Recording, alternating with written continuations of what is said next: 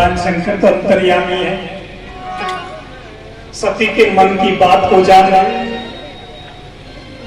बताओ सती, मेरे प्रणाम करने पर तुमको ऐसा क्यों क्लेश हुआ? क्या बात है? अरे सती, मैं नारी का स्वभाव जानता हूं, ये संशय कर लेती है हर बात पे। हर बात पे इनके मन में संशय आ जाता है, नारी का स्वभाव है। लेकिन संशय इतनी बड़ी बीमारी बन जाए तो घर का नाश कर देती है। बोलो जय श्री राम। किसी माँ को अपने स्वामी पर अगर कोई संशय हो जाए, कोई शक हो जाए, तो बताओ उस घर में शांति रह सकती है? संशय करना कोई बुरी बात नहीं, माँ का स्वभाव होता है, नारी का स्वभाव होता है।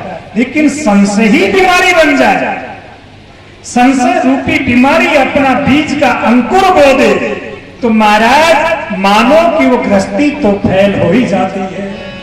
जभी तो महाराज ये रोज कोर्ट में ना सबसे ज्यादा केस तलाक के चल रहे हैं। किसके चल रहे हैं? तलाक के। अभी तलाक में पतियों का दोष नहीं, बल्कि नारियों के स्वभाव का दोष। नारियों का स्वभाव है, स्वभाव में इतना अंदर चली जाती है कि घर का कल्याण हो जाता है। बोलो जय श्री राम। सुनई सती तब दारी स्वभाव, संशय अस न धरई उरकाव।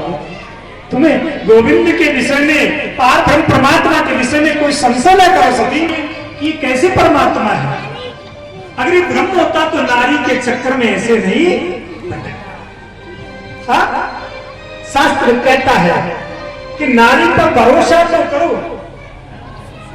नारी पे विश्वास तो करो, लेकिन इतना भी विश्वास न करो जो घर का कल्याण हाजी या नाजी। माताओं पर विश्वास करना बुरी बात नहीं है, लेकिन इतना भी विश्वास नहीं करो कि जो हमारा घर नरक की ओर चले। हाँ, शास्त्र कहता यत्र पूजन्तो नारीषु तत्र रमन्ते देवता। अरे जब नारियों की पूजा होती है वहां देवता निवास करते हैं। और मानसवी बाबा कहते हैं जिस कुल के अंदर नारियों को सताया जाता है वो कुल कभी परमात्मा की प्राप्ति नहीं कर सकता, वो कुल जल्दी ही नष्ट हो जाता है, शीघ्र से शीघ्र नष्ट हो जाता है। लेकिन ऐसा भी नहीं, पूजा करने का मतलब ये नहीं कि तुम घर में जाओ और अपनी पत्नियों को अलमारी में बिठाओ और पूजा करने लग जाओ। हमारा शास्त्रों में लिखा है नारी का मतलब है यत्र पूजन्तो नारीषु, यानी नारियों का मान सम्मान करो, आदमी माताओं का सम्मान करो। सम्मान करना बुरी बात नहीं, लेकिन सब कुछ मेरी पत्नी है, यहां तुम गलती कर जाते हो। बोलो जय श्री राम। एक बात बताओ नहीं, आज तक जो झगड़े की शुरुआत हुई, लोगों का मरण हुआ, किसके पीछे? जोर से बोलो। अरे मत बोलो, तुम्हारी तो बात आ रही है। सत्य को कहेंगे। थोड़ी जबान रखो। रावण का मरण हुआ किसके पीछे? जोर से बोलो। नारी के पीछे। कंस का मरण हुआ किसके पीछे? नारी के पीछे। कौरव का मरण हुआ किसके पीछे? आपस में भाई कोर्ट में युद्ध लड़ते हुए मर रहे हैं, किसके पीछे? नारी के पीछे, चाहे वो जमीन हो चाहे। आज तक घर में झगड़े की शुरुआत का बीज बोने वाली कौन? और मरण हुआ किसका? आदमियों का। मरण हुआ आदमियों का।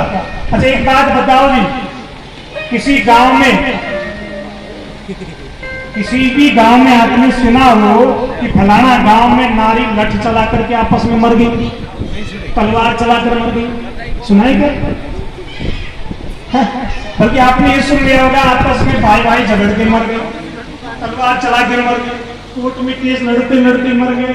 लेकिन पूछा गया क्यों मर गए? अरे घर में झगड़ा तो औरतों में हुआ तो मां नहीं का हो गया। तो क्या हम ही दुनिया में मूर्ख है? बताइए बुद्धिमान कौन है? ज्यादा नहीं बोलो, माताएं नाराज हो गई।